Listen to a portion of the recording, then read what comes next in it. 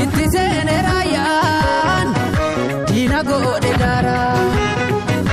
Oromoon guddaadha nageenya gatiin nagaa meeqaa Rikaan bakkalcha ormaa fi ngoggoofuu dhalchuus goota dhalcha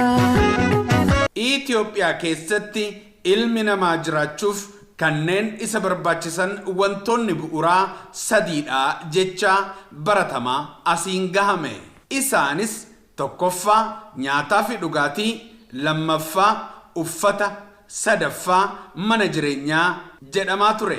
garuu kan sadan kana hundaa caalaa barbaachisan ammoo nageenyadha ture nagaan yoon jiraanne oomishatanii waan nyaatan galfachuu haa turuu isa afaanii qabaniyyuu alalchanii liqimsuun hin danda'amu hangafummaan kan barbaachisu nageenyadha magaalaa shaggaritti bulchiinsi kutaa magaalaa malkaanoonnoo kana hubachuutiin hirmaannaa ummataatiin gaachana sirnaa nagaa kutaa magaalichaa fi ummata ishee eegan leenjisee har'aan tana eebbisiiseera eebba kanarratti itti gaafatamaa waajjira paartii badhaadhinaa obbo Biraanuu Addunyaa itti gaafatamaa siyaasaa paartii badhaadhinaa aanaa malkaa gafarsaa obbo Hiikaa Malaakuu itti aanaa bulchaa Gabree Camadaa fi jaarsolii biyyaa kan argaman yommuu ta'u eebba abbootii gadaa fi abbootii amantiidhaan sirni eebba waltajjichaa saaqameera Ayyaazun ayita cubbuxxoon qammahu akkuma jedhamu yoo ati laafaa taate nagaan kee ni uggama yoo ati jabaatte garuu eenyummaan kee ni kabajama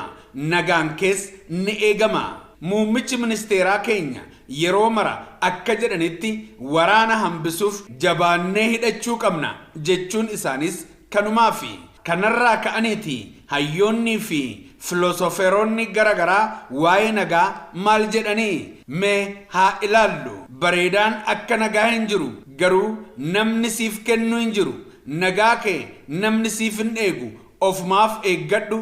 nagaa kee sumatu eeggata dukkanni dukkana hin balleessu dukkana balleessuu kan danda'u ifa xiqqoo isheetii akkuma jedhan nagaa kee situ hojjetata akkuma Oromoon abbaan sosso'u hambi sosso'a jedhetti warri budihaa nageenyi keessa keenya keessaa burqa yookaan madda malee